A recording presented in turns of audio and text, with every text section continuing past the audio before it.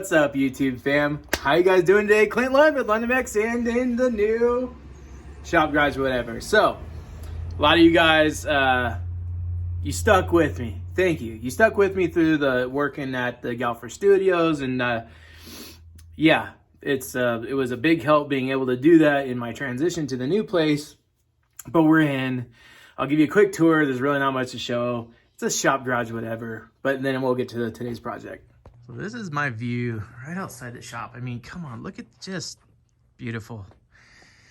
And yeah, so guys, this is the shop. Let me back up so you just get the feeling.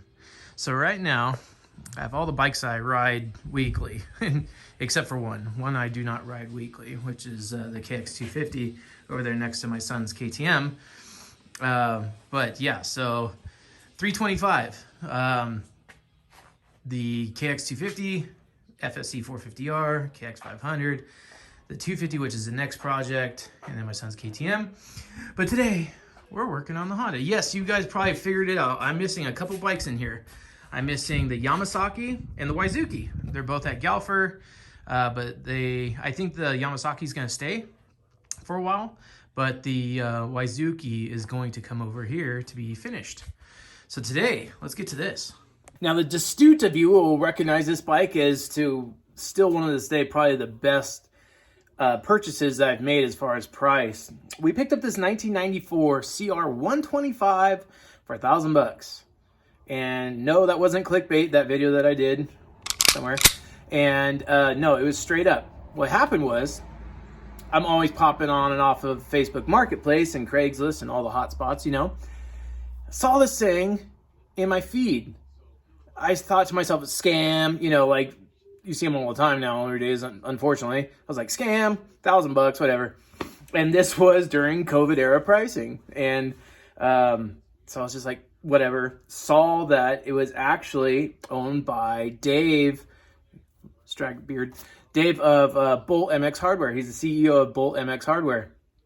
And I was like, what? I have his phone number. So I called him up. I said, Dave, you selling that 125? He said, yep. And he goes, yeah, my phone's blowing up. I told him, well, hey, it's an hour drive for me, but I got $1,000 cash and I'll be there. I want to shoot a video on it. And he's like, yeah, come get it. So bolted up there, had the title and everything. And he told me the whole backstory. Bought it for his son. He wanted to have a nice little Evo racer for his son to race around on and just, you know, have fun. And but his son got really fast. He got a lot faster, and this wasn't enough. Understandably so. These were not the most powerful 125s by any margin. So he bought him a new, I think, Husqvarna or KTM. And basically this was to kind of pay some of the loan off on the new Husqvarna. And granted, he could have asked probably for the condition it was in at the time, around $2,000, $3,000 in this market. It's that absurd, you know? So to get it for $1,000 was straight up a gift, and it was really appreciated. But it wasn't just for me. He put it out there, and I was just the first there with money and was able to snag it. So sometimes that's how the cookie crumbles, and that's how it worked for me. So now, since I've been in Nevada, I sold my son's RM 125. Some of you are familiar with, I owned that bike for a long, long time. It went through like 2 or 3 cranks and a dozen top ends. We put a ton of hours on that bike. It was a great build. We had a lot of fun with it, but it was time to move it on and just get something else going. Something that's just new and fun and something cool to look at. So when we moved to Nevada, he rode this, much against my dislike. I really didn't want him riding this, but he had no other choice. We really didn't have any other bikes at the time for him to play around on and ride. So he beat this thing.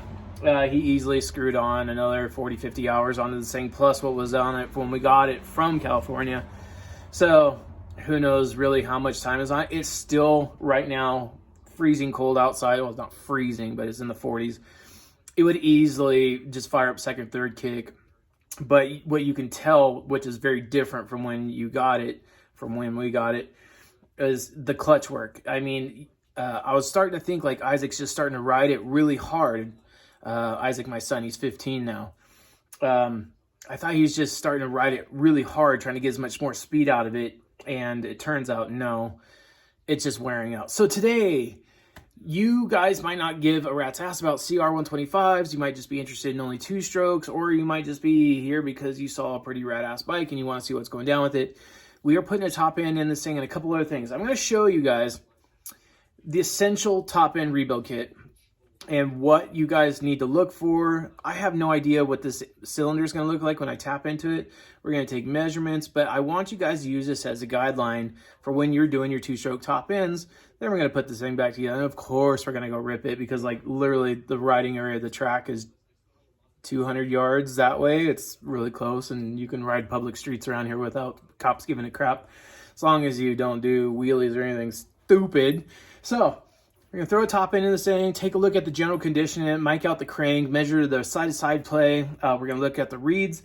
So let's talk about what we're putting in this thing. So I'm expecting the reeds to be bad. So we went ahead, and I didn't want to buy anything super expensive, fantastic. I just wanted like bare bones rebuild. So you guys need to get yourself a set of reeds. Now, think of these as the valves for a 4-stroke.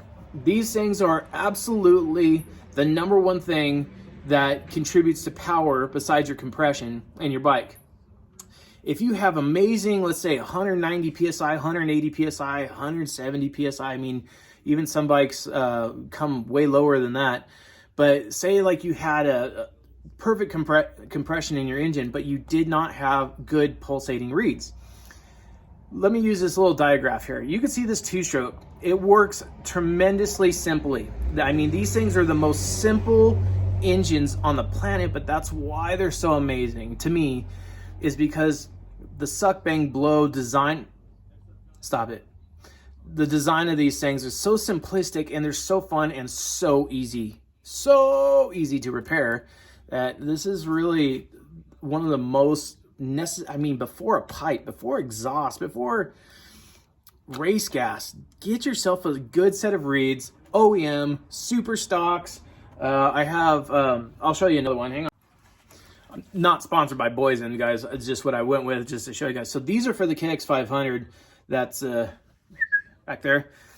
So these right here are the Pro Series. They have the super stocks. They have all kinds of different reed options for you guys. The Moto Sonaris, the V3s, the rad valves.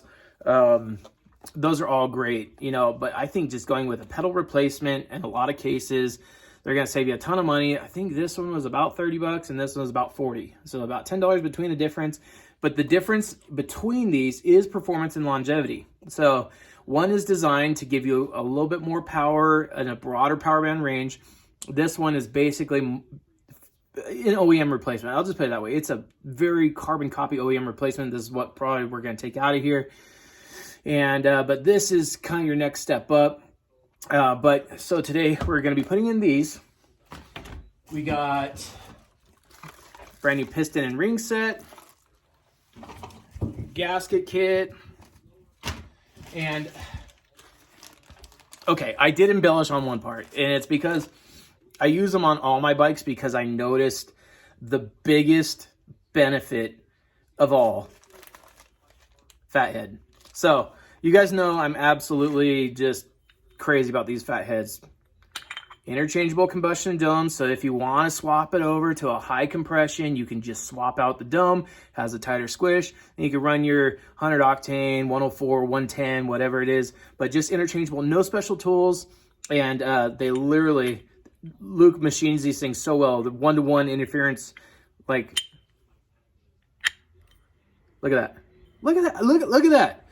And then every customer, no one's different. You buy something from Fathead, he does a laser engraving of your name into it. It's just a nice personal touch from him. He charges no money extra for it. It's just that quality that he loves. He loves giving to his people. He also includes a full set of O-rings in my case, and in a lot of cases too. He doubles it up for you. So future changes when you're doing head gasket, or if you need to get into the top end again, then you have another set of O-rings, or if you accidentally pinch one, then you have a backup as well. So I did embellish, and I did get a fat head just because I love these things. They're on everything I own, and there's such a huge difference in the cylinder cooling temperature, which is the next. Cylinder cooling temperature will absolutely directly impact your longevity of your piston kit. So these fatheads, what they do different. So your water comes in from the radiators and drops into the cylinder head here. What this thing does different than all the others is you see these coolant ports? They're way bigger than OEM. We'll pull off the other one and I'll show you guys side by side. Also, there's more volume. These fatheads are a little bit taller, but your motor mounts in the same spot. But he's able to raise this a little bit more just to get a little bit more coolant volume into here to really cool down your cylinder. The benefit there is you are going to have a lower cylinder temperature. Even if you're running like a lean burn, you'll get more cooling out of this, which will directly result in you having a longer lasting top end. So this was definitely one of those things I was just like, okay, I have to get that. That's the one embellishment. Let's just get it done and over with. The other embellishments I would do is a Smartcarb. I would love to probably go with a higher quality piston. Probably send out the crank to crank works and have them all this. There's a ton of other options that make this thing an absolute reliable screamer. But I'm not going to ride this thing too much. It's more just here as a collector bike for me. I will take it out and ride it occasionally, but for the most part, I don't want. I'm going to do a full frame up on this thing in the future here on YouTube. And I really want this thing to just be one of those things I could put in my living room or hang up on the wall in the living room if I could talk my wife into it. But it'll be a staple in the garage either way. So with that being said, guys, now that I'm like 10 minutes into this, let's crack this thing apart and start putting this top end together. I'm excited because I want to see what that 60 plus hours looks like on that top end. Might learn a lot. Skipping into the future, we got it all blown apart. These bikes are so simple. It's so easy to take them apart so quickly. So loosen all head studs. Not a lot of foot pounds on these things, guys. Not a lot of elbows. You want to keep these things down. I think it's like 20 or something. It might even be less than that. I'll double check. But we're going to get this thing pulled off and we'll take a look inside the cylinder and see exactly what we're up against. I'm hoping all the plating is still there. That's a tall order, but all right, now it's time to listen up. Enough fooling around. So I have 3 samples of pistons here for you. We're going to look at very closely. So this is the one that I just took out of the Honda. So what we're looking at exactly here, guys, is the blow-by around the rings here. I'm going to take off the rings so you can see it. Blow-by is a loss in power. So piston comes up, big explosion, bam! And all that bam is what drives the piston down for power for you. When a piston starts to wear around the rings, this is what happens. All that bam, that explosion, that power starts blowing by the piston rings. So another thing to point out on this piston, so this is an OEM piston. How can I tell? Well, because I'm genius. No, that's not exactly why. All OEM Honda pistons will say ART in the bottom. So that is how I know this is an OEM piston. OEM pistons are great. I like them. Recommend them. They're great. They're just expensive. Is there better options? We'll get to that in a second. But OEM cast pistons, they're not forged and they work fantastic. Made in Japan. Fantastic pistons, right? Nothing else to say about that. Pro X. So what I like about the Pro X's is, again, made in Japan. There was a little snippet that I read online, wish I had the link, but I don't, that Pro X manufactures pistons for a lot of OEMs. I do not know if they make Hondas, Yamahas, I don't know that. I do know that Vertex is made by, makes pistons for Husqvarna, KTM, and Gas, and is their OEM piston. So there is no maker's mark on this. It doesn't say where it's made, but I believe, don't quote me on this, I believe they're made in China. They might not be, but what I really like about the Vertex is their finished product, like how it comes out. They drill the exhaust skirts for oiling, because as you saw with the OEM piston, I show you, I had a little heat scarring on the exhaust bridge right there. Vertex goes in, they drill holes on that exhaust bridge to allow the oil from the bottom end to come up through those holes and lubricate the side of the piston and the cylinder, so you do not get these. Now, this isn't a big deal. If you see that, not a big deal. Don't, freak out about it. That's basically I'll show you on the cylinder here. Inside the cylinder, you see that little bar that goes down the middle of the exhaust port there? Well, that is called an exhaust bridge. That thing heats up, swells, and then that makes contact with the piston. The cylinder, I didn't know this, has been lined with a steel sleeve. Good thing and bad thing about that. The good thing is I can throw a brand new piston in the thing. It can grenade a piston and it's not going to hurt the cylinder at all. The aluminum cylinders that this was originally with the Nicosil line stays a lot cooler. It's more slippery than the cast iron, but this is fine. Definitely not a race setup, but it's if you're not racing this thing and you're just a weekend warrior like myself, it's fine, perfectly fine. Will last a long time. But that's a cylinder. It's in good shape, by the way. Just needs a little Scotch-Brite hone. I'll cover that in a second. So, OEM piston. Some people love it, some people hate it, but the truth is, if you drill 2 very small holes in this exhaust bridge in that same spot, I've even put pistons up inside the cylinder before and marked the outside of the exhaust bridge so I knew where exactly the middle was, and I've drilled 2 holes just like Vertex does, and I do not see that problem anymore.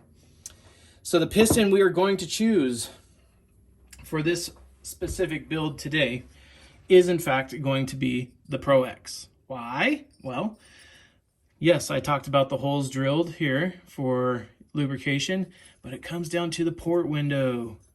Port window. See how this one has a big hole in it and this one don't? Well, there's 2 reasons for that, and I'm not being completely transparent. This is a YZ125 piston, which is completely fine if this was a YZ125. It is the same bore size. It is the same size piston. Everything else is the same about it, except for it does not have the window cut out. So I do have this Vertex, which is made in Japan, which is rumored to be an OEM piston maker for OEM. Like I said, I do not know if it's Honda, do not know if it's what brand, but we are going to be running the Pro X piston. Now, let's talk about that cylinder head. So here's the OEM head, and this is what I think is going to be the biggest thing for you guys to realize. Here's the OEM gasket. This is an actual OEM brand cylinder head gasket. This is an aftermarket. This is Honda genuine OEM gasket. The problem with that is when you put this on, you squish this on the cylinder head, do you see it? Do you see it? Okay, this one is great, but how come all of these are so much smaller than the actual size of the coolant ports? Well, that's actually to control the amount of water flow through the cylinder. So a lot of like kart racing guys or racing companies, they'll come in with a Dremel, and they actually, you can see a little outline. They'll come in and just trim that inside that outline, like in this, and match all of them to just get the maximum water flow going through this. So why did Honda do that? I honestly do not know for certain. But going over to our new fat head now. So you could see, let me get the other one here, hang on. You see the fat head is taller, that's where Luke went in and raised all those coolant ports up like a good, I don't know, 5-6 millimeters almost. And so because this is cut for O-rings now, an inner and outer O-ring, our squish is going to be a lot tighter than running a pressed metal gasket. Now, pressed metal, there's nothing wrong with it. It's super reliable and it works good, but O-ring head gaskets is what every manufacturer does nowadays. Whether it's Yamaha, KTM, it don't matter. They're using OEM cut cylinder heads for a reason. It's because of true squish. When you put this thing on top of the head and you tighten it down and then you torque it, that number, they used to give you different size options for head gaskets so you can get the correct squish. Well, this one, Luke's already gone and figured that out for you. So with this cut of this dome and with the O-rings he's providing you, so this is what I asked him for, a pump gas setup, but with a little extra compression, and that's what we're gonna get. So this is gonna be a higher performance than the OEM head, and it's gonna cool extremely well because now we don't have this dumb OEM gasket with the baffles for controlling the water flow. Instead, it's wide open to blow down that cylinder and cool that thing off lickety-split. So I went ahead, put this piston, this Pro X, inside the cylinder. I was able to locate where the exhaust bridge is, right in the middle there. You can see my two little reference dots. So what we're gonna do, this takes no special tool, this takes no special talent. We're gonna drill that exhaust bridge to keep those witness marks, so the exhaust bridge from swelling that piston. We're gonna be using, yeah, you could go down to a 1/16, and so where you need to be judgmental about this is I like to get that vertex back in my hands. I already put it away, so excuse me for a second. I reopen that can of worms. So we can find out exactly what they used. I think it's 5/64, so I'm just gonna check on camera here. So here's 5/64. Nope, too big, I was wrong. Okay, so that's fine though. So it's 1/16. It's a tiny little hole that we gotta drill into this thing, which, you know, we're just trying to lube the side of the piston a little bit. So here's 1/16. Yep, that's it. So we're at 16th is what we're gonna put into this thing, and that's gonna make that Pro X a lot more slippery on that exhaust bridge to keep this thing from cooking.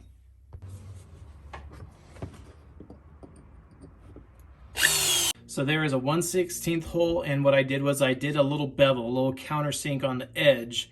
I just went up to the next size up drill and just dimpled it, just at the very tip of the hole, just to help that feed a little bit wider, but the hole is only a 1/16. So we're going to just go ahead and put in this piston's harder than I thought. Like, I had to push pretty hard for that little small twist drill, but with that 16th hole in there, we are going to be able to get a lot better oiling. Look at that, it's right in between the middle of the webs. That's kind of cool. So yep, gonna make that other hole and put in this puppy, but this will be you know, this will be a good piston for sure. There we go. Got my two lubrication holes drilled. I had to go back over the top of this one just a little bit and file it down just ever so slightly, just to get a little burr off the edge. Though it probably would not hurt that cast iron cylinder at all. Just a preventative measure, just to take down a high spot. All right, so final step here, or one of the two final steps. So this is our brand new ring.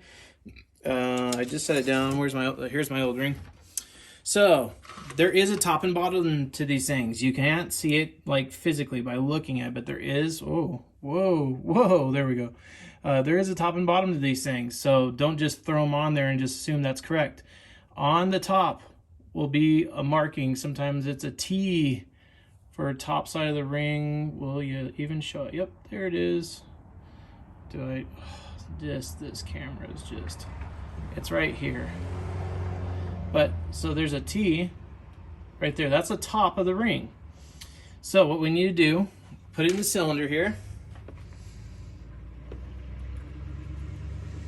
and get out a set of feeler gauges. To do this correctly, so you want 0.40, or not point, but 0.0040. And we're gonna use the old piston. We're gonna push the ring down evenly, like that. Then we're gonna take our 0040, and then we're gonna mic it. And it should drag, which it does. It's pulling on the ring here. So I got good ring end gap. These days, now I do want to say this, you know, some piston manufacturers are different. We go into Vertex here, into theirs. Zoom out. Come on, other way. Go into these, they do specify right here very well that 2-stroke ring end gap. So there's a go-kart application and a dirt street, 50 to 50 cc to 124 cc, which that's what we're working on. 124 cc.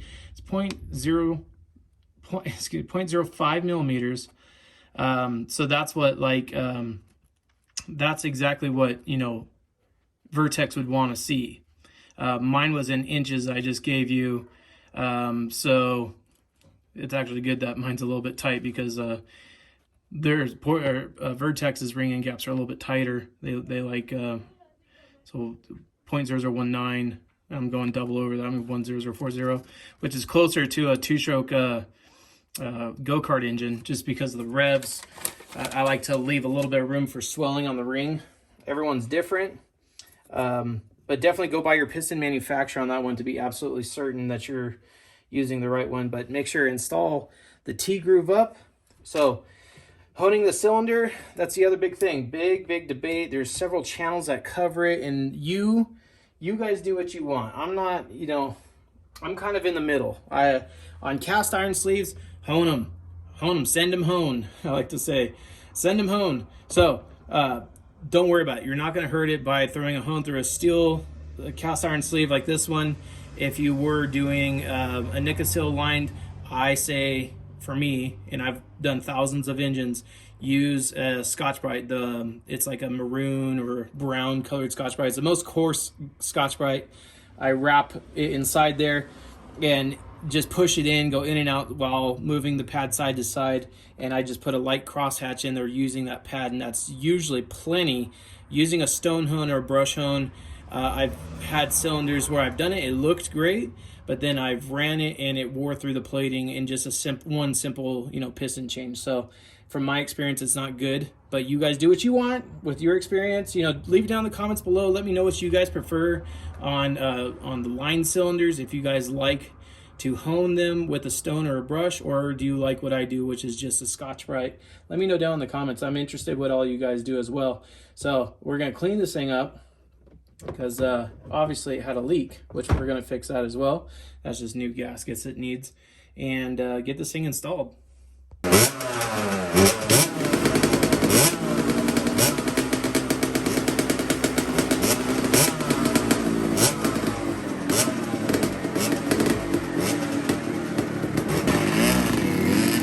There they go.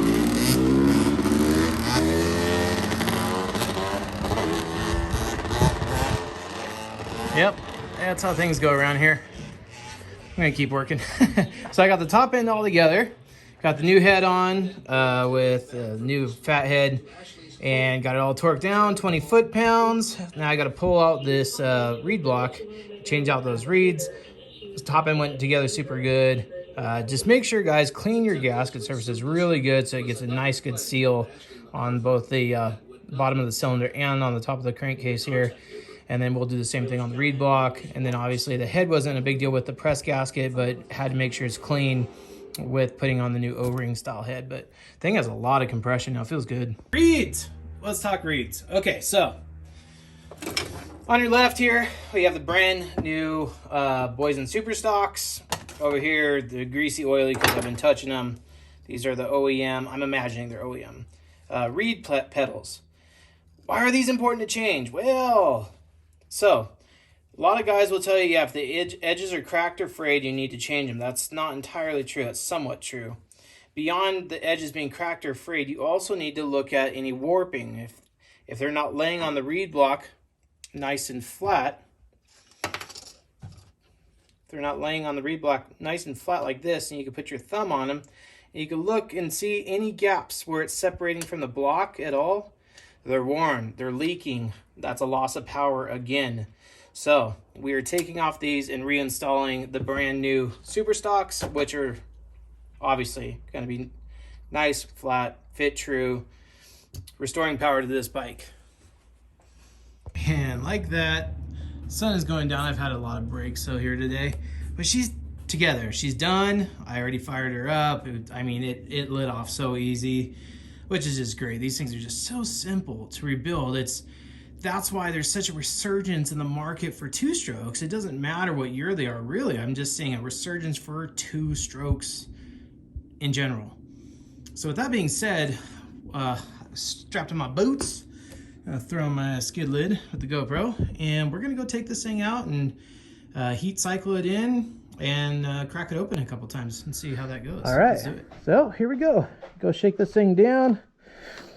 So as I stated, I already warmed her up. But yeah, so break-in rides. A lot of people have their own ways, as do I. I've already warmed it up once, so gas is already on. It's only a choke.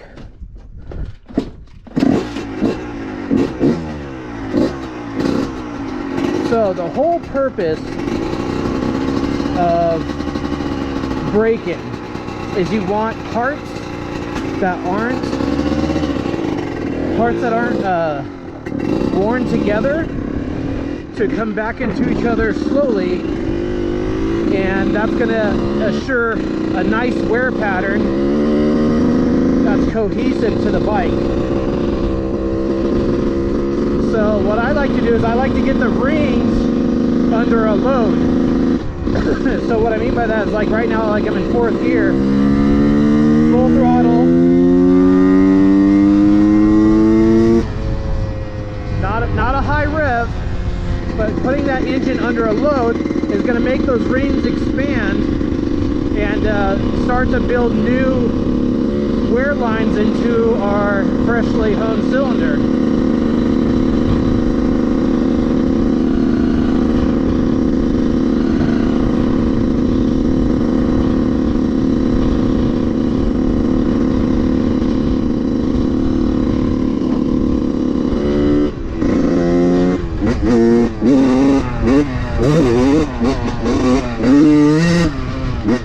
So I'll do like a little stream like that, then come right back off of it, back to loading it. So we'll do this for like 15 minutes. We'll do this. Oh, donkey.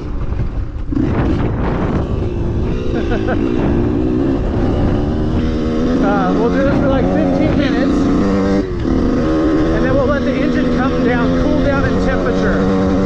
So, and the other thing is too, you want a variation in speed and in throttle. You do not want the throttle at one position. You want to always varying the throttle.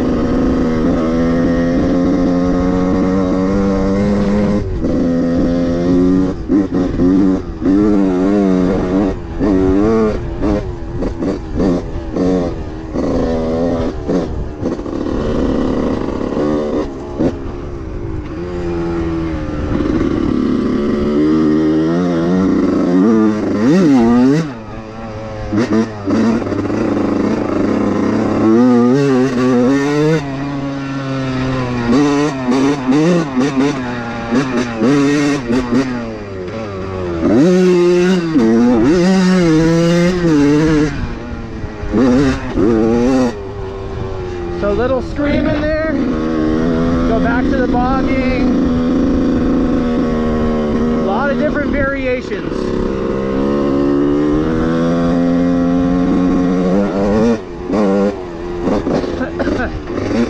Little sandy hill climb here.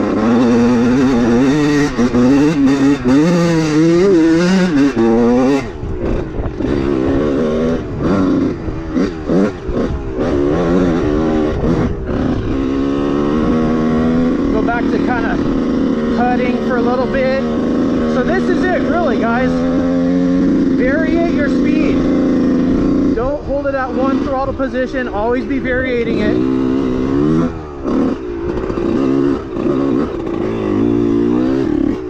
Well, that's a cool little wrap. There's so many cool rocks to play on here.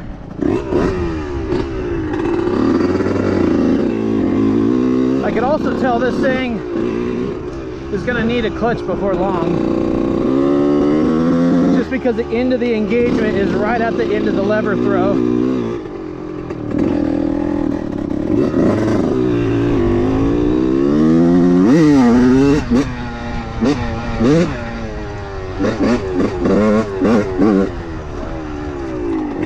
Woo-hoo.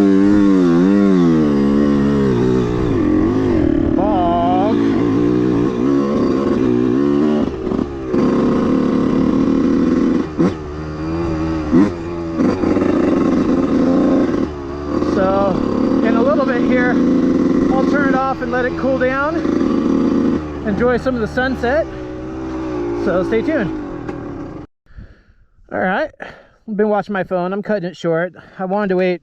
So rule of thumb is when you can hold your hand on it, and it's what I would just say is warm, not necessarily cold, not hot, but just warm.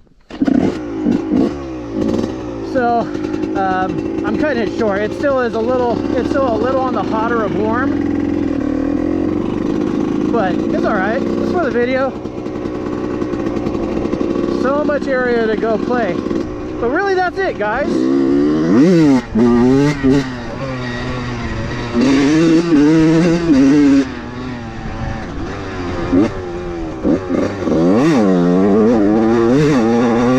thing's a blast. So I'm gonna call it here. I thank you all for joining me today. We rebuilt the dirt bike. I'm gonna go spin in some more laps on this thing. But she's good.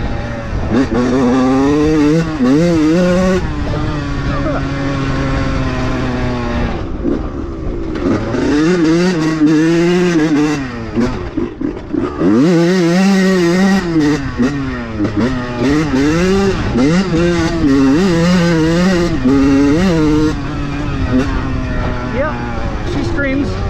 See you guys next time. I love you all. The shop garage, whatever, the new one. We did it.